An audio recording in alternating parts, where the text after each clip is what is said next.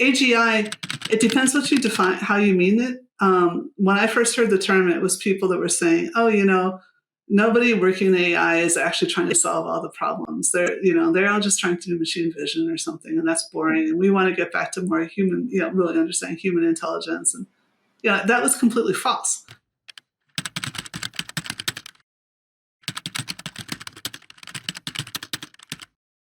There were very good reasons. A lot of people were trying to solve the whole problem of intelligence, and it was just this false narrative. And then people started talking about, AGI. There's like this. There's going to be this intelligence explosion when you have systems that can learn how to learn, and then there's going to be this exponential growth, and we will be mere cockroaches after that. Well, I think that is at least logical. But again, it doesn't make sense to talk about the system itself. And if you actually look at the number of people on the planet, that's what's happened since we've had writing. So since we've been able to improve our own intelligence through our technology, we have been that explosion. And that's why we have a climate crisis right now. Are you human?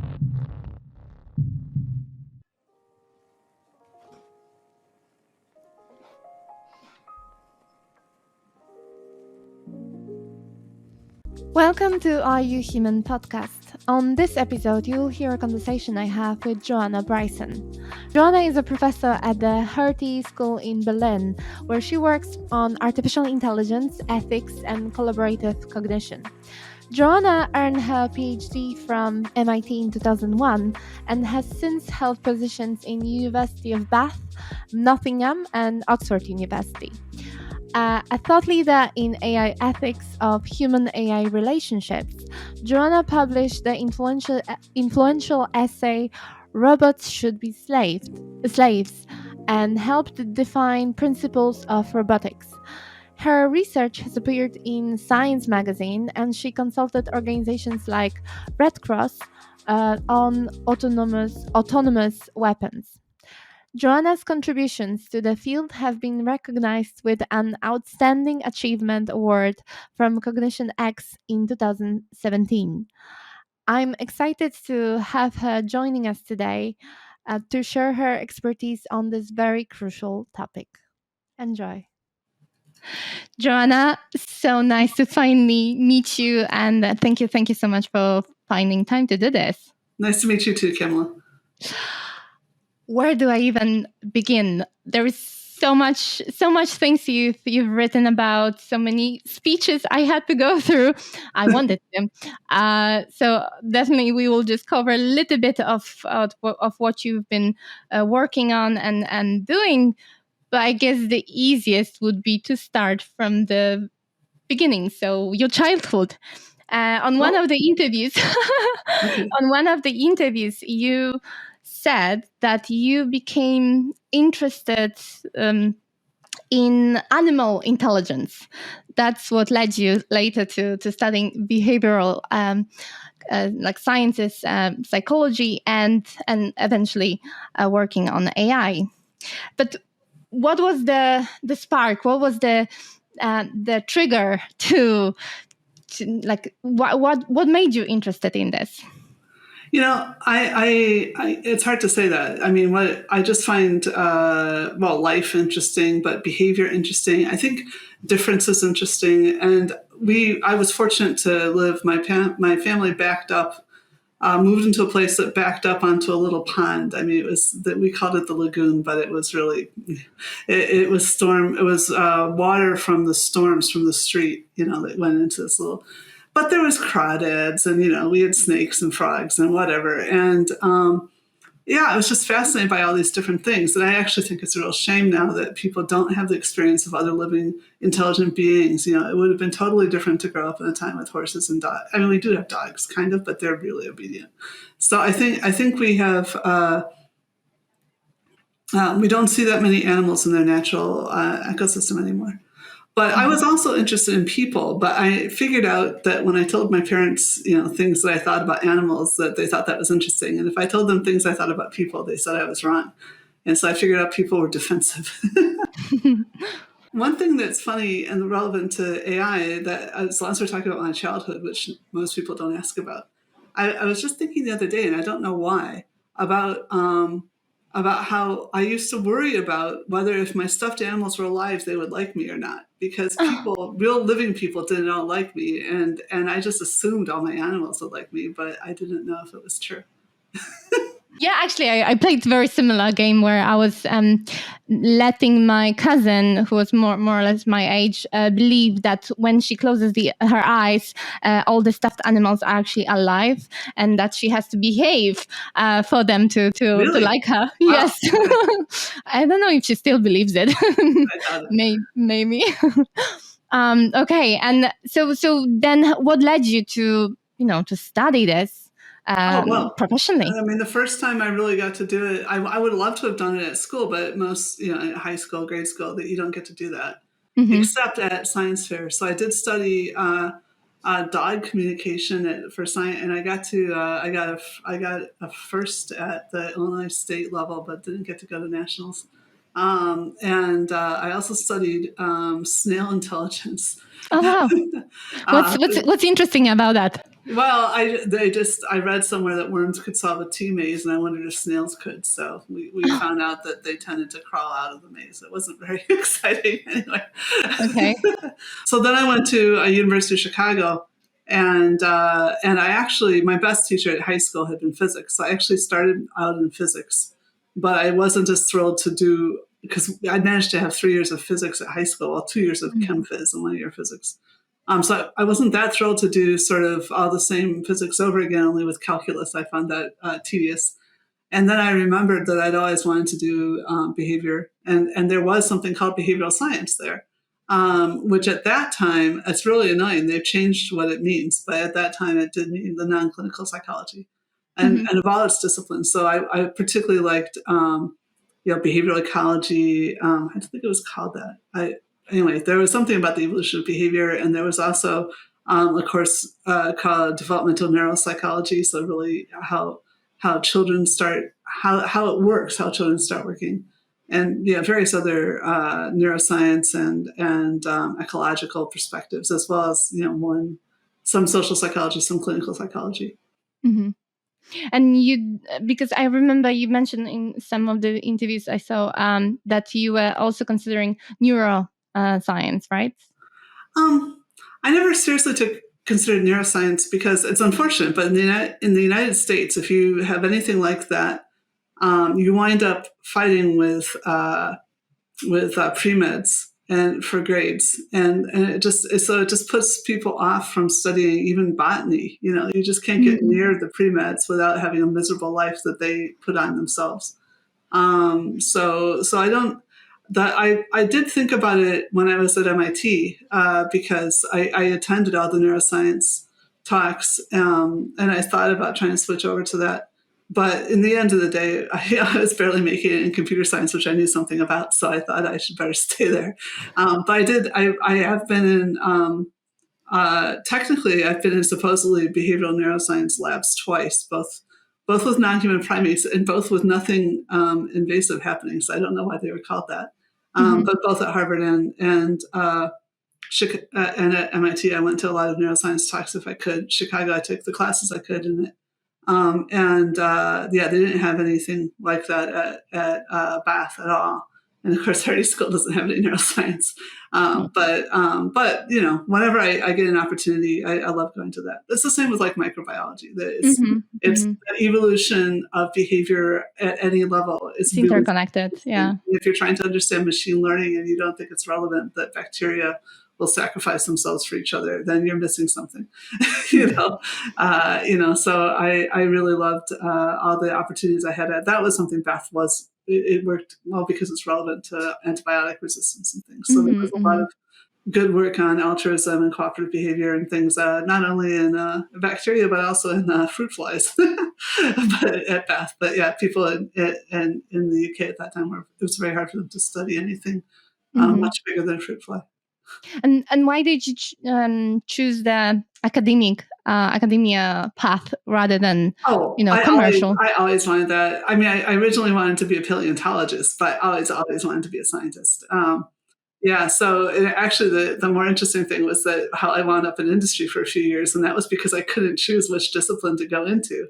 So I thought I should pay off my debts and see if I could make it in rock and roll, and figure out which science I missed the most. And then I still couldn't figure out. So I took AI as sort of halfway in between what I really cared about. I still cared about behavior, but what I was good at. I knew I was an exceptionally good programmer, and I figured it would help me get into a good degree if I did what I was exceptionally good at. And indeed, I got into MIT, so I couldn't have been happier about that. Mm-hmm. Although But MIT, you, yeah, but you end, but you ended up in the right, the prime time right now for AI. So you well, ended up. I've been in AI since, well, arguably since 1986. I tutored the first class. It was taught by, what was his name? Chris Hanlon or something like that. That University of Chicago offered in AI. So I've been in it for a very long time, and people used to tell me I should take it off my CV because it made me look dumb, So now the time has come to me, but it's not like Now you made it in bold. Unlike some people who are suddenly AI experts. Yes, yes, yeah. It happens with all the big topics, right? Like we it's had really the interesting. I was the kind of, like, when I played soccer, I was the kind of kid that tried to go find a big open space in the field so that if the ball went anywhere, I might get to do it. I didn't fight other kids for the ball, and I was like that in academia for a long time too. And then suddenly other stuff started coming at me and towards me, and it's interesting because it's not just the other academics, it's also like suddenly there's like almost like flies swarming around you, the consultancies and things. So all these weird things start happening, and trying to figure out what matters and what doesn't. But at some point, I just realized it was time to stop avoiding it. That I had enough competence and seniority that I could stick in something that was popular. You could Although still be heard. Sometimes feel like maybe I'm not putting enough effort into, like I see people self-promoting right over the top of my work, and I think, what should I be doing that? But I'm just too interested. I've always been interested in, so I chase the science more. No, it's amazing because you're right. Most of the scientists, unfortunately, turn to the other side. So they become advisors, or they just, go on a commercial route. Well, maybe. Yeah, I mean, the thing is, there's such a, who you hear from is different. It is certainly true that I do not bring in funding the way an academic is supposed to. And I was fortunate to find a school that didn't care. Actually, Bath had sort of decided they didn't care anymore either. It became evident that I was, again, I was like the only AI person there for like, I don't know, 15 years.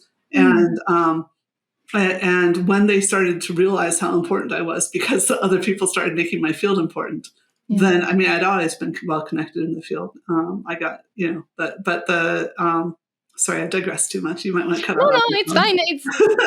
But anyway, so yeah, I'd always been reasonably big in the field, but Bath didn't have anyone there to recognize that. And then when they started, when I was on Newsnight, that was the main thing.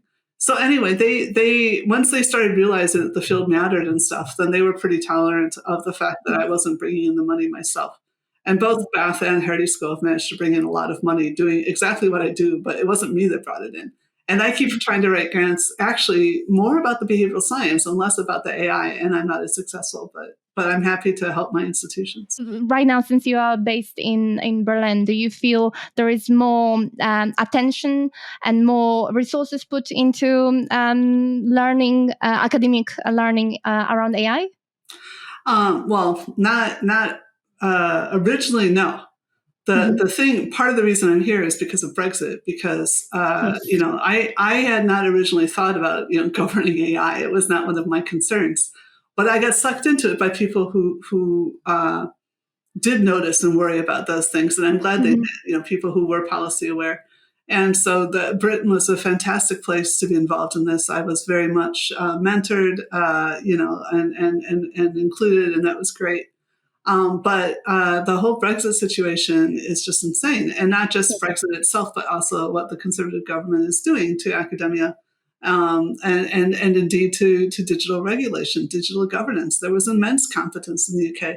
I'm just I'm debating with some people in a think tank right now because they're saying, oh, nobody in AI knows anything, and there's no connection. And like, no, what are you talking about? The Royal Society has done a very good job of appointing really well-connected people in.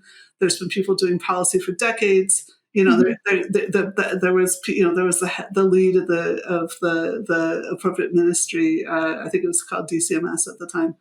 Tom Rodden, very, very, everybody knew what was going on, and yet, but it's active destruction. If Sunak is taking advice from Elon Musk instead of these leading academics, that's his choice. And if he's disrupting, there was maybe too many. There was like 4 or 5 centers of excellence and that were working on the AI and digital governance within the UK government. And if they don't have links to people who know what's going on there, then it's because, well, honestly, I think it's corruption because the big tech really does not want to be regulated, even though the GDPR massively improved their business case. I mean, what are governments doing when they regulate? They're trying to strengthen economies, right? And the U.S. West Coast tech companies are just assuming that this is adversarial, that it's zero sum for reasons that are not at all clear. But I think that actually the digital regulation that they are now subjecting themselves to in the EU will actually help them running their own businesses and besides expanding their access to the EU and growing our digital economy, as did the GDPR. So I think it's insane that they fought so hard against us, and I think that if the UK is backing the wrong horses on this, it's not just like a tragedy from the British perspective. It's also a huge security hazard.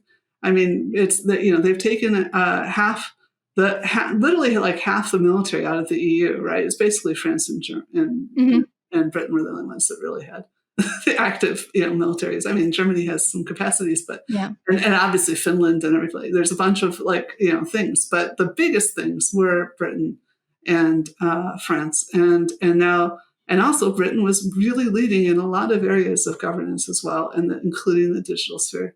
So it's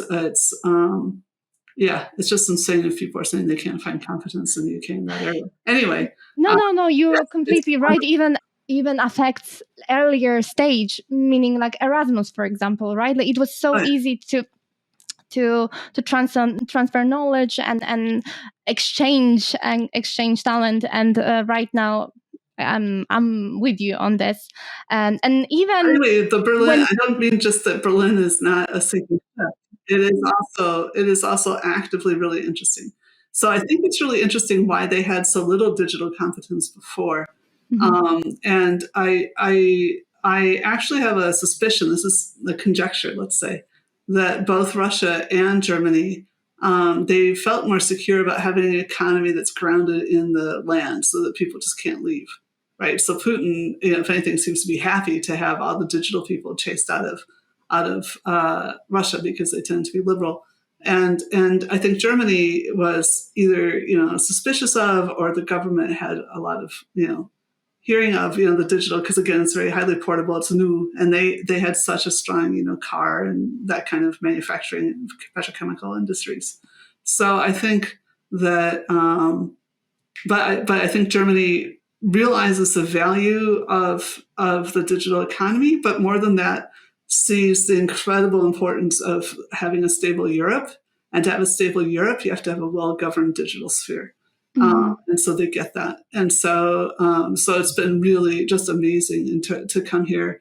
Obviously, it's a bigger city than Bath. I have a little more to do. But mostly, it's just incredible to be talking to so many ministries and, so many people and so many embassies, including the U.S. Embassy. I'm originally American. I still hold both British and American passports.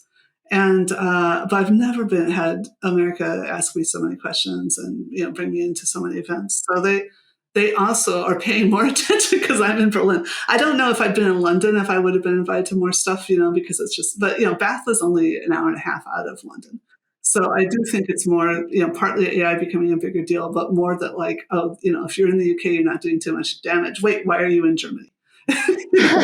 Yes, and France is trying to lead as well. They're quite having quite a big successes. I actually really quite like. Oh, it's so interesting. Actually, I really like the French policy, although it's quite divergent. and they've made some big mistakes too. I mean, everybody makes some mistakes. Of course. But in general, it's so interesting to get a better understanding of Germany and who it's been in historically. I mean, we all know like 2 or 3 stories of the history. But a lot of people forget that, like, actually the Germans invented the welfare state, and the fact that they have their labor unions at the C-suite is a consequence of 1918, that they were worried about revolution here. And apparently the Marshall Fund is partly because both Russia and America were afraid of another revolution here. And they really, so they just threw money at trying to, there were a lot of people that were more democratically oriented than the fascists. And so it wasn't hard to find people to back up, But anyway, no, it's been really interesting because the French really do have a different perspective. And I do think it's really important to have that diversity. And so this is one of the things I've been telling America when they talk to me, because they really want to see that. They say, hey, look, we have the most AI in the world. And it's true. At the end of World War II, the U.S. had more than half the world's GDP. And that's no longer true. It's more like 24%. But if you look at patents and also the market cap of the companies that are holding those patents, they're at about 50% now of the world. So they're dominating, like they used to dominate the whole world. That's how they dominate AI. So I can see why they're saying, oh, look, it's working out well for us. But at the same time, those 2 measures are also kind of biased by the fact that there's a circuitous thing going there. And it's not entirely working out. Look at what's happening with the democracy and everything. So there are. But it's a global trend in a way, right? You can see that it works. And I don't think it'd be a good idea to have the whole world just have one set of laws. No, of course, extremes are never a good idea. Okay, but let's go back to the subject of AI per se. So, if you can, yes, and so in all of your talks, you are very vocal about the risks of it's a difficult to pronounce for me the word anthropomorphism. Exactly that one. making AI feel or look like human, and so yes, attributing them human-like traits. Why do you think humans are prone to doing that? Oh, well, it's not just that we're prone to doing that.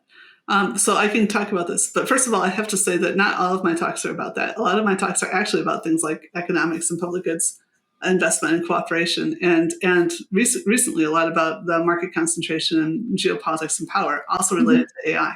Yes, I saw your Cambridge. Why? So again, this matters with respect to what I was just talking about. One of the big things that we worry about, we're a highly social species. And so we really want to know who our friends are. We want to know who's in group, who's out group. And so artificial intelligence, it doesn't just happen to be there. It's an artifact. So companies design it in order to make it feel like you really are important, because so that you will feel good about owning and using their products, right? So it's not like a coincidence. I once met a super smart, I already knew him. I've been at a conference with some super, super smart developmental psychologist. He's like, I want to do a study why we love AI, because, you in every movie, you always wind up loving the robot. And I'm just like, people spend tens of millions on writing the narratives for you they choose who you're going to love. It's the same with social media, right? Like, and designing the systems around how psychology works and how addictions work. Yeah, I don't think the systems were deliberately designed around the addiction, and sometimes I think some of that's exaggerated too. But it's certainly true that the successful ones were the ones that that to some extent that we're feeding into that a bit. So there's a certain level where it's designed, there's a certain level where there's selection into what works, and but anyway, yeah. So I have the feeling that we've gone slightly off the piste. We were going to talk about. About making about anthropomorphism. Yeah. So the point is, so part of it is that the companies do what keeps us believing, engaged, and a lot of people are engaged by people, not everyone, and so that's part of it. But I think it is also, there's a lot of projection. People don't want to die, and they really want to believe that if they upload themselves in AI, that they'll live forever. Or other people feel more maternal or paternal. They feel like they are going to die, but they want to have eternal, powerful, friends or children or something, or lovers. The number of people that seriously think that they've married an avatar or whatever, it's just a little weird. And I, again, there's a feminist perspective of this, that you could think that something you could own, that you could turn off and on, that you could clone, that you could alter, that's your best friend. Well, in a way, it's better than having a woman that you're trying to do that to. but Yes, yeah, like the systems such as I guess the replica and what you've mentioned around talking or like uploading and feeding the algorithms the persona of your deceased or past people from your past. I find it a bit scary and worrying that many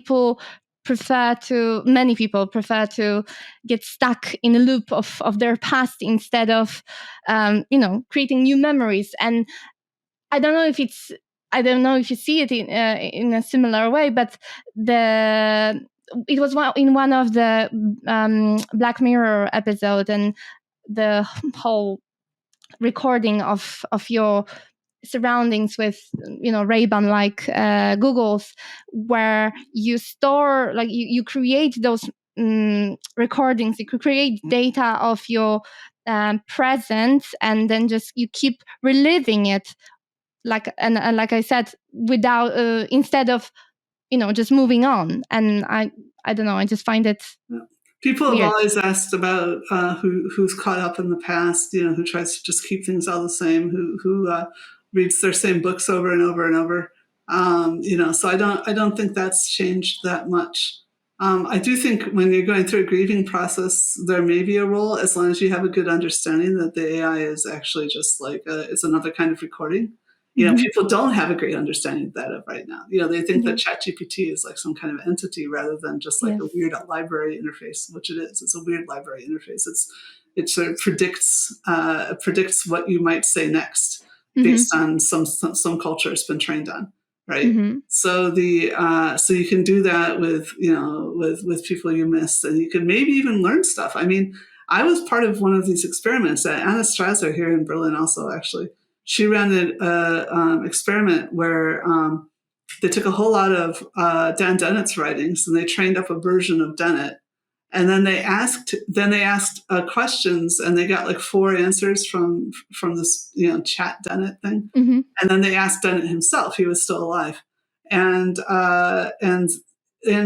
people were absolutely at chance. They couldn't tell which one. And I think that's partly because he actually, in fact, I was in an interview with him with a journalist about this, and it was really interesting. He basically was accommodating to old age, and he said, look, you become famous for the ideas you had as a young man, and not all your ideas, just your best ideas.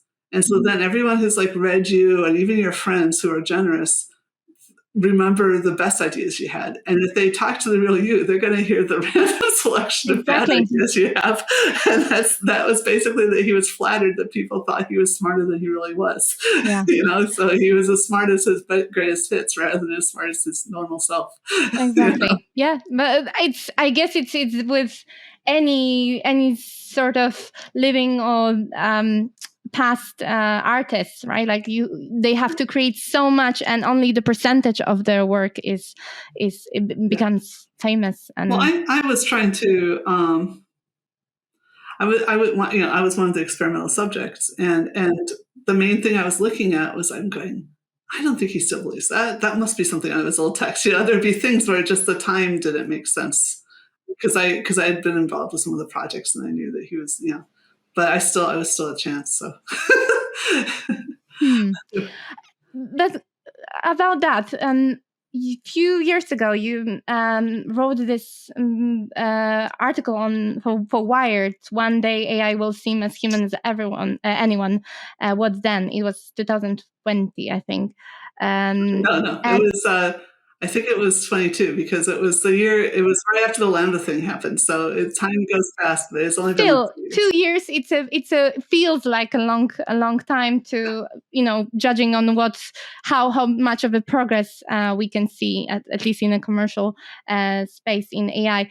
Do you feel, or like, have you revisited any of the beliefs you included at that time around about the progress or the way AI is going to be constructed and used, and where is it going? Or I honestly haven't reread it in the last couple of years, so I can't think of anything that was wrong. I haven't seen something and thought, oh, that was wrong. In fact, more often I think this is exactly what I said was going to happen.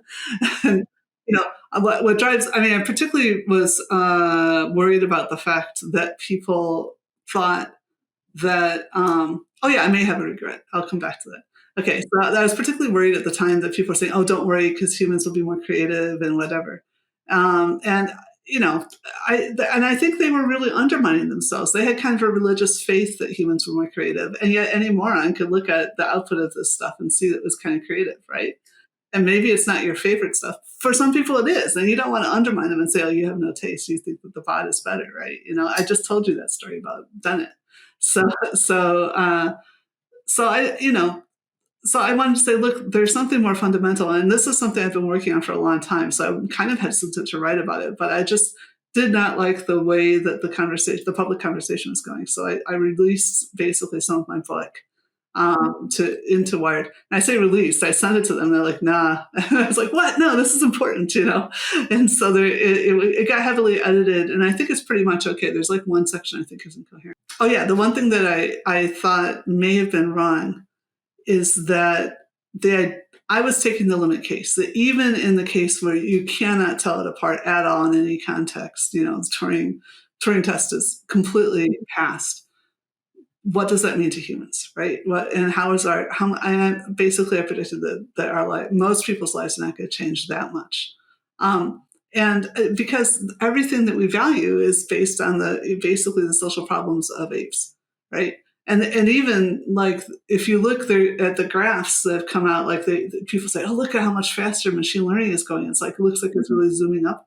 But the point is that once it gets a little bit above human level, it just plateaus. Why? Because any task we care about is something that we do, right? It's like, nobody cares about the tasks at which we were already superhuman, like this building can contain more people than any person can contain, right? Or the a calculator can do arithmetic faster than any person can do it. And everybody stopped caring. So all the stuff we think is intelligence is actually sort of human-like. And then there's no way to be more human-like than a human. So you basically run out of stuff you can do. We have all chess programs can play better than 98, 99 and 9% of people, but people still play chess with each other. Yes. And everybody, the people still have pub quizzes. They don't sit there and Google under the table. Like, why would they do that? And maybe some teenagers do it once in a while or something. But at the end of the day, all these things are human relationships, and jobs are human relationships. And, the idea that you could just replace everyone. You can replace too many people, so if you aren't thinking correctly about this, then you can make big mistakes. And this is, I think, the biggest issue in AI ethics right now. A lot of people are disagreeing about this, but I just said something else on social media. But one of the biggest things that happened was in October 7th of 2023, that there weren't enough humans watching the perimeter of the Gaza-Israel divide, and because they thought that having a few cameras was enough. And I'm not sure who thought having a few cameras was enough, and I don't even know, what might have happened around those cameras. But I had identified, and I managed to find the video of me saying in 2018 to Eric Schmidt, this is a bad idea. You do not want to have no people and a few cameras, because first of all, that's like one point of failure, one algorithm that you could work around, and you can break security. And so don't give people such a simple target. Yeah. But secondly, the potential for corruption. Once you do that, then if somebody does want something to happen, then it's relatively easy for them to mastermind that. You want whistleblowers, you want soldiers, you know, it's not that we're going to eliminate my lies, it's that we are going to eliminate people stopping and reporting my lies. And that was the other thing I said earlier, was that what we're doing to journalism, by just taking all the money away from newspapers, right? I don't know. Again, this is like, I don't think that was the original plan. Like, oh, let's eliminate journalism. I think the original plan was like, geez, how do we pay for our magic search machine, right? But basically, all that money now is going to Google and Facebook, and it's very, very hard to keep the journalists employed. And now people are stealing their text and making fake people and pretending that they wrote the text. And this is the kind of problems. I think it's solvable. I don't think it's like, oh my God, it's the end of the world. But we have to realize it's important and choose to solve it, right? You know, just like, you know, smoking causing cancer and nuclear biological weapons. You know, this is something that requires investment from the government and from governments, which means investment from taxpayers. We all have to say this is something that matters. Like those payments paywalls solve this issue only in a very, very small percentage. Usually people, they got used to not paying and being okay with being advertised, even though most of the things were, you know, misleading, to put it lightly. So what do you see as a potential solution, you know, for journalism to survive? Right. No, I actually think journalism is a lot like higher education. They're both, and you know, autocratic governments find them threatening because they're basically information seeking and disseminating, and they're absolutely essential to a democracy. In fact, not just democracy. The Cultural Revolution was stopped by China because they realized they're falling behind Russia technologically. You know, so it isn't only, you know, so that you can vote; it's also so you can, like, you know, have a working economy and all kinds of things. You know, but so I think that one solution would be to think a little harder about how to fund both and to bring them together, and maybe house them together. But I do think that it doesn't make sense. So if you think the British went through this situation while I was there, where they sort of decided that maybe half of people should go to undergraduate. Now, I'm not sure that number is true. Some people said that, you know, it was through a miscommunication with Tony Blair or something. But once the government had announced the target, they couldn't go back. So but anyway, so let's just take the simple case. Half of people are getting higher education. Who pays for it? So historically in Britain, the taxpayers have paid for 5% of people to go to university. It doesn't really make sense for everyone to pay the same amount and half the people to get more benefit out of it. Now, if you can say that doing an undergraduate degree is work, and it is, you know, you're taking 3 or 4 years out of when you could have been getting paid, you know, it's a bunch of effort. You know, then you could say, well, you know, maybe it equalizes out. But in general, the reason people do it, all that effort, is because they expect over the period of their lifetime to get a higher return. And so I think you have to do some kind of balance between, like, this is a public good. It does help us all to have these educated people, again, to some level, and we should come up with a better metric of exactly how many people need what education. But then you also need to figure out how much do they contribute. So I think actually the solution that Liberal Democrats came up with when they were sort of semi in power was sensible, that they said, oh, well, you pay some proportion of your salary over some threshold for some number of years, like I think it was 30 or something, and then it's over. So if somebody does decide to go into, you know, the arts or volunteerism or something, then they never pay back, and it's not like a regular debt. So you only get the extra benefit that you got from, if you basically you have to make more. You had to make more than average to have your overall tuition costs be higher than they would have been before this whole thing started. And if you're making more than average, well, then presumably your education is helping you. I mean, which is of course a big presumption, but it's some kind of, none of this stuff is ever going to be perfect. It's all about choosing something that makes incentives right, so society can improve itself as much as possible. That's the point. So anyway, I thought that was pretty good, but it was pretty complicated. Even the Liberal Democrats didn't try to explain it the next election. And of course, they got slaughtered.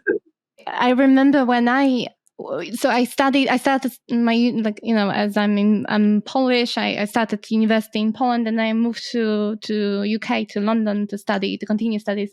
And I remember, Poland has a lower income per capita than UK. And I remember it was so much easier for us to get, I think it was grants, but also some kind of credits to study.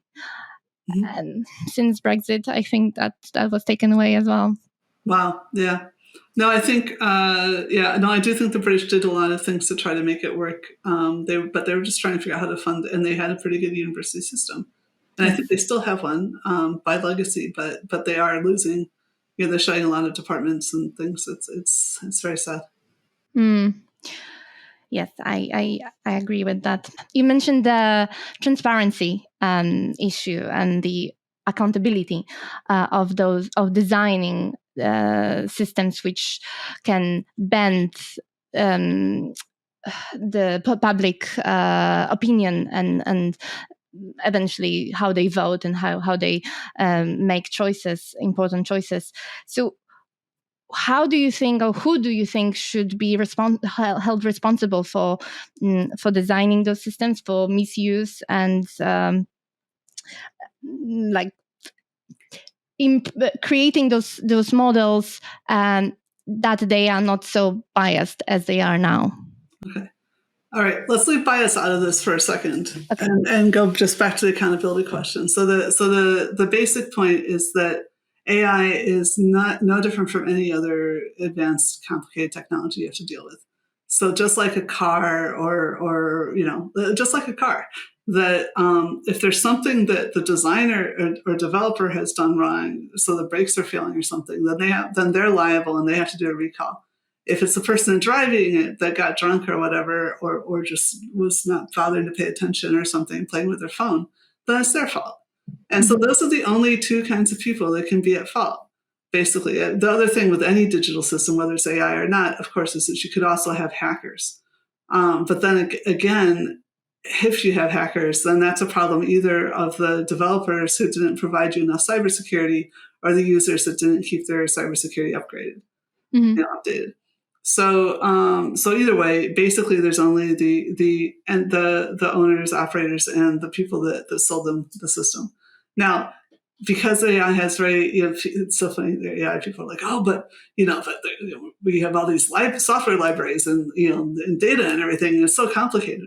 It's exactly the same for building a fighter jet or a hospital or something. You have to source all the products. You have to worry about your supply chain. You have to vet all those people. It's normal. It's just that software is becoming normal. It's normal for dangerous stuff, like building a big structure that can fall on people. Then you have to get licensed. It used to be that you had to get licenses to be an architect or to build your own house or whatever. But now all the architects get licensed at school. And then the building has to get planning permission, and the building has to get inspected. You don't just build. It used to be any rich person could build things anywhere, but then as ordinary people's lives literally became more valuable, they were able to sue if a bunch of them got crushed, right? And you see still to this day around different parts of the world that different people worry about this to different extents. It was really tragic that in Turkey, that you saw that only the Institute of Engineering had complied with the laws, the regulations about how to build, and their building was perfectly still standing when everything around it was collapsed. It was awful. But it showed that it was corruption and not following the law and not enforcing the law that had led to all those hundreds of thousands of deaths, right? So it's the same thing, and we have to deal with it. The fact that we make systems that are so essential to people's lives now, we're not just building toys anymore. We're not even just building spreadsheets and stuff that helps an individual business. Now we build things that entire complexes depend on, and so we have to expect that we have to do a better job.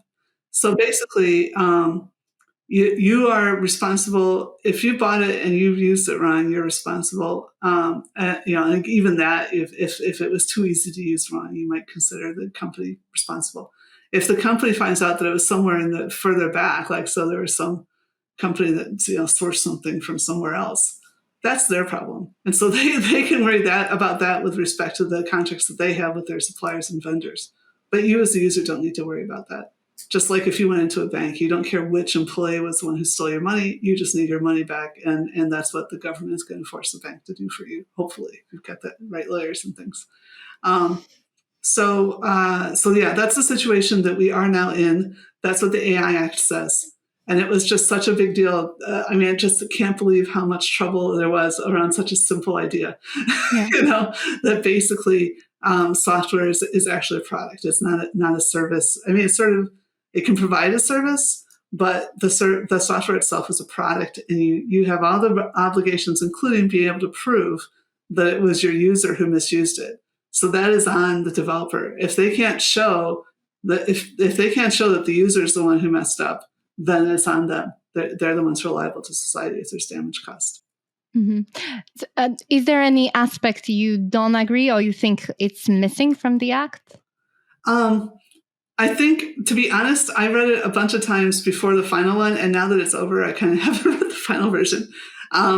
But I understand that that looked like a lot of stuff got shoehorned into it towards the end, and that there's too wide of holes open to interpretation, and interpretation means massive lobbying from people with more money than they should be allowed to have. It's literally that the U.S. has stopped enforcing antitrust is a big part of the problem. Inequality is spiraling, and then you have these just insane processes. So, but by and large, no, I think it's great. I guess the entire thing about generative AI or foundation models, however you want to call it, I don't think we needed it at all. I think that the framework we had was totally adequate, but unfortunately, a whole lot of legislatures were fooled into believing that, this is beyond what we thought of. And the only good thing that came out of that was that it helped them think more about IP and the IP behind the data. So I think there was a little bit of stuff there. But anyway, as far as I understand the final version of the law, what was going on was that a couple of big tech companies had put, a couple, like 4 or 5, had put billions. I mean, billions and billions. I think it's a Carl Sagan thing, but this year we're talking about dollars, not stars, sadly. So billions and billions of dollars the same. into these products that it's not clear have any real use. I mean, they do make some people more productive in some contexts, but it's not clear whether they make them enough more productive to pay for the costs, the overhead, the energy overhead. And so while those people are trying to sort that out, the same thing was true with Google at the beginning, incidentally. This is going back to when they finally figured out the advertising model, right? But so at the beginning, Google just said, forget that. We're just creating a great product, and we'll worry about, how to pay for it later. But what they're worried about is that, in fact, you don't need that much data. This is like when I was talking about chess, right? Every chess program, even ones that people hack together in a garage and sell to kids on little plastic toys, is playing better than humans, right? You don't need to be, deep blue anymore you probably still need to be that to beat Kasparov, but you don't need that much power to beat 99% of people. And so that was what there was right before all this stuff happened. There was this release leak from Google saying we don't have a moat, and neither does OpenAI. We're putting all this investment in, and you can find these cheap products that you don't have to pay much for that do basically the same thing. And why is anyone going to pay for the amount of money that we're spending? And so basically what they really, really wanted was that, we would ban anybody else working on that but them, make it just prohibitively expensive. And instead, what the AI Act actually does, it says this only regulates people over a certain size, which as far as I understand, there's only 2 models big enough to be. So the only people that have extra stuff in the AI Act are exactly the people that caused all this trouble and cost the EU so much effort and time and loss of sleep and everything else. So I think that's if it's true, that's kind of wicked. I love it. Otherwise it would be catastrophic to small startups and companies who are trying to, challenge the status quo. A big word, but yeah, no, but I mean, that was the thing. Sam Altman was going out to the Congress saying, "Oh, please, I'm a good guy. Bind my hands and anyone else that looks like me because, hey, I'm leading." And then but don't do any other kind of AI because that would hurt the SMEs. And it's like, oh, you mean the SMEs like, say, Microsoft, who is funding, actually paying your billions, your $14 billion electricity bills, and basically all the stuff he said, that other kind of AI is like, search is AI, right? That's like AI 101 in 1993. That AI is basically just search, right? Search is AI, AI is search. So you're always trying to find the next thing to do, right? So it's integral. Like all these software products that these companies are producing, they don't want those to be regulated, which is nuts. It's just nuts because, like I said, it's not that onerous.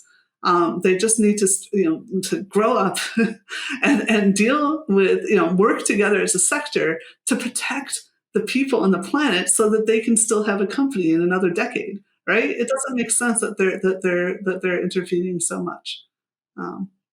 But I do think some of them sincerely believe that. I mean, but what they're sincerely believing is just undereducated and underinformed, and they really ought to get bring in people that actually understand political science, that actually understand various other things, like product liability, and Yeah, they do, but judging from what happened recently with the safety board of OpenAI, removing them and creating a new one. So there's so many problems. Like I said, there's just so much money around, and there's some real questions about what's going on with OpenAI. I mean, on the one hand, safety that is like long-termism is not really safety. And so, but on the other hand, yeah, there was this whole hope that they actually did have some kind of board independence. You want that. And so again, it's just like a big soap opera, and I don't have time for soap operas. If somebody wants to pay me, I'll go study it. But right now I'm more interested in some other problems. I'm mostly working on political polarization actually. Right now. Yeah, I can see. Okay, and the bias aspect, which you oh, right. Okay. So, yeah. So too much bias. So this is the whole thing. It's not only the AI Act, there's also something called the Digital Services Act and the Digital Markets Act, but we won't talk about that right now. But these are three really important pieces of legislation, and the General Data Protection Regulation, which is underlying it all. That's where the human rights comes in, incidentally. The human rights is like fundamental to EU law, and GDPR is basically the one that protects our human rights. Right. Okay. But then one up from that, the Digital Services Act and the AI Act both say we need to know whether you built your software well, right? What are you doing with it? We need enough transparency. So the thing is about bias is that, we used to have to teach people, again, back to AI 101 or machine learning 101 in this case. Bias is just regularities, right? You expect a model to find out that there's certain things that happen all the time. And so if you read the paper I wrote on bias in 2017 that showed, it was the big paper that showed that that the implicit biases that people have are also reflected in the software that's trained on the outputs of those people, right? But it also, at the same time, showed that those implicit biases were reflecting lived reality. So, like, if you have this sexist belief that nurses are female and programmers are male, but then if you looked at the U.S. labor statistics, that's what was happening. And so and it wasn't just like in general. It was actually a pretty a very, very strong correlation. So in a way, our implicit biases, and we didn't know this before. It's like in fact, there was big arguments about whether the conservatives were saying, "Oh, you guys are trying to change reality," and the liberals were saying, "Oh no, like the world is actually fair. It was created to be fair, and you guys are the ones who are just messing it up." Well, it turns out the conservatives were right. The world isn't fair, but I still think that's okay that we choose to make the world more fair than it was before, right? I'm totally behind that, but the path is different between those two. So anyway, my point is that we can't use no amount of transparency is going to make the world more fair than it is, right? That takes policy decisions and real effort. And some things there is no changing the fact that that women when they're pregnant, that there's 9 months, like that's women and it's not men, right? That maybe some biologists will change that, but basically that's the way. So some things are fundamentally unfair, and that's not the only thing. There's also like there's more genetic risks taken with boys. Like Mm-hmm. this is not a human decision. This is true, like in fruit flies and things too, right? It's just that the mixing of the genomes level. So there's certain things that are just not the same. At least I don't know how you want to define fairness, but they're certainly not the same. But we have chosen what we try to do with our system of justice is say that shouldn't, when you're born, that every child should have at least a certain amount of chance of doing well, no matter who their parents were, no matter what genes they happen to have. And again, there's some things we can't overcome. Like, like if you're born with no brain, that happens, right? And there's nothing we can do about that.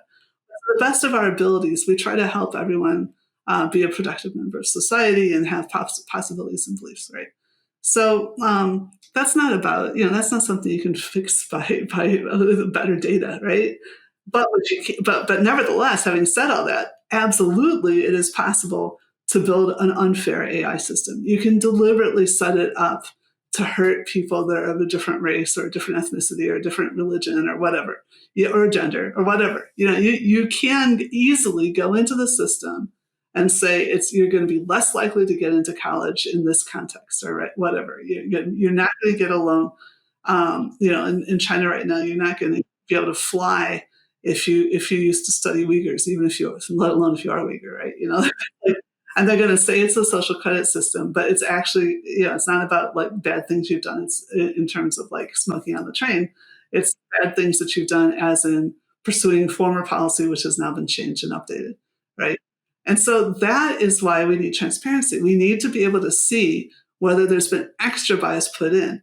And the other thing is that when people do figure out ways to make the system more fair, and you'll never make it perfectly fair, but we have found ways to make it more fair, then that becomes best practice. And particularly large companies have an obligation to follow the best practice. They have to show they've done due diligence. And so that's what we try to do. And so that's why that's sitting on top of what I was talking about before. Bias is just one thing, though. There's so many ways you can hurt people. And if you want to, you can pretend that it was, that AI signed off on it or something, and it's just rubbish, and it's a way to get out of, we're trying to get out of responsibility. But we're hopefully educating enough judges that decision doesn't wash, that excuse does not wash. How can we incentivize and support the AI for good efforts? Well, I mean, there's people that put tons of money into AI for good. And again, some of those people are the people who don't want to be regulated. So I'm a little worried about such things. I think that what we have done with the European regulation is fantastic. And it's just making, to the best of our abilities, making it a fair market where people can pursue complaints, where we can check and see whether or not people were doing the right thing. That's going to solve a lot of the problems. There are other things that I said I wasn't going to mention the Digital Markets Act, but there are other problems, which are that some things are just by nature very large, and then the market can't take care of it. And so that means even more governance. But again, what does that mean? It's like electricity bills and things like that. You get citizens to work together, and they decide what would be fair or what is practicable and things, and then they work with the government and they enforce that on the people who provide electricity or provide trains or whatever, provide post offices. So I think there will be some. It's not AI itself, but AI is just a suite of software techniques which can be applied to all kinds of things. But stuff like search, stuff like social media, stuff like generative AI, that might very well turn out to be more like electricity and plumbing and less like I don't know, cars. So in that case, then we will need to have even more regulation, but still the basic principles of real transparency to how it's made and making sure people are following good practice and they're doing things for the right reasons. That's the key. How do you see this? Like, where do you see it going in terms of human and AI collaboration? In terms of, maybe arriving to AGI? So first of all, my most recent philosophy paper, in fact, the only one I've written with actual philosophers, is called "Do We Collaborate with What We Design?" And the answer is no. That's the wrong metaphor. The only way that we can do the kinds of improvement we're talking about is to hold the people responsible for the systems they develop and they own and that they operate. They are the ones we have to hold to account. There is no way to hold a design system to account. It doesn't make sense. So it is not helpful to think about AI itself as peers or whatever. It's like what we were talking about before with replica. Like you're pretending that something is held to account, but actually you're just letting the people who misused some technology off the hook. All right, so collaborating out the window now. Okay, AGI. It depends what you define, how you mean it. When I first heard the term, it was people that were saying, "Oh, nobody working in AI is actually trying to solve all the problems. They're all just trying to do machine vision or something, and that's boring. And we want to get back to more human, really understanding human intelligence." And that was completely false. There were very good reasons. A lot of people were trying to solve the whole problem of intelligence, and it was just this false narrative. And then people started talking about, AGI. There's like this. There's going to be this intelligence explosion when you have systems that can learn how to learn, and then there's going to be this exponential growth, and we will be mere cockroaches after that. Well, I think that is at least logical.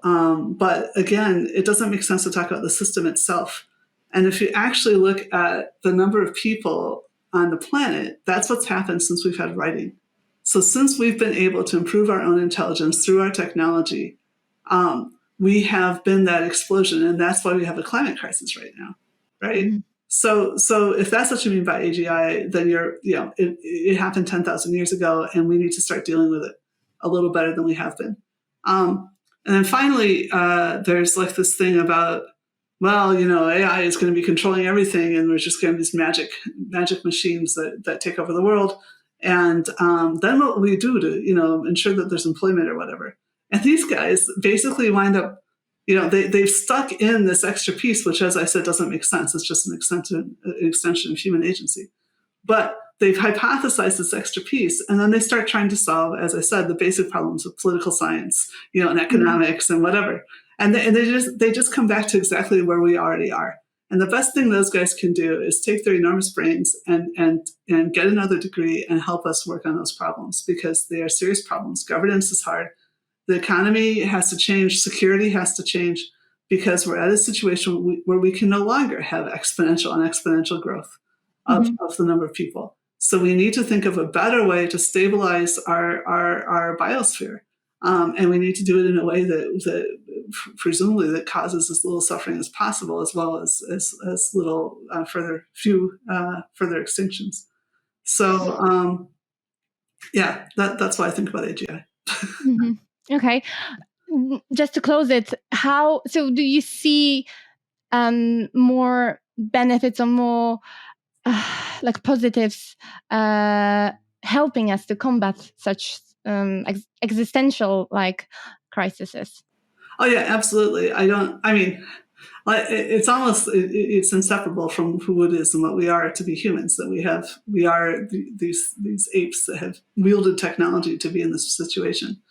But what I see now, although we're using a lot of this capacity to kind of slow down change, especially the powerful, when we really have to change, we can do it very quickly. And so we have seen some really, incredible, if you look at, compare COVID to Spanish flu, compare, 2008 to 1929. If you look at Germany, that we changed our entire source of fuel from basically Russian oil and gas to liquid natural gas in 6 months. 6 months. Every business, and I told you this, like most of the industry, we reduced demand by 20%, and that's after decades of being told, save the polar bears and everything. So we are capable of great change. We are already too slow at it. There are already people that are drowning and dying of heat strokes and whatever. But we aren't going to be so slow that there's really going to be the end of humanity, I don't think. It seems very unlikely. Scientists always say that. Say, she wasn't sure. But no. Scientists always say that. So very, very, very unlikely that we would do that. But we could kill a lot of people. If we have a nuclear war, a lot of people would die. And if we don't figure out how to help the people in India get to parts of the world that are a little less hot than where they are right now, they're going to die. right? So there's a lot of situations. I'm sorry, Pakistan too. Yeah. So there's a lot of situations right now. We have to figure out how to stop people from flattening cities, but it's not clear to how to do that either. It's not easy. But there's only 4 or 5 countries that are doing that right now. But we need to stop those guys too. So I think that we have a lot of real immediate problems, but we also are coming up with solutions at an incredible rate. And I think this is life. It's constant innovation and constant attempt to basically keep projecting yourself into the future. Joanna, it's been a pleasure. Thank you so much for sharing all this. I will have to rewatch it because so many aspects you've mentioned I haven't heard or read about, but they are very, very crucial to understanding the threats and opportunities of what we are creating. Well, you're very welcome. It was nice to meet you. Nice to meet you, Joanna. Thank you. Bye bye.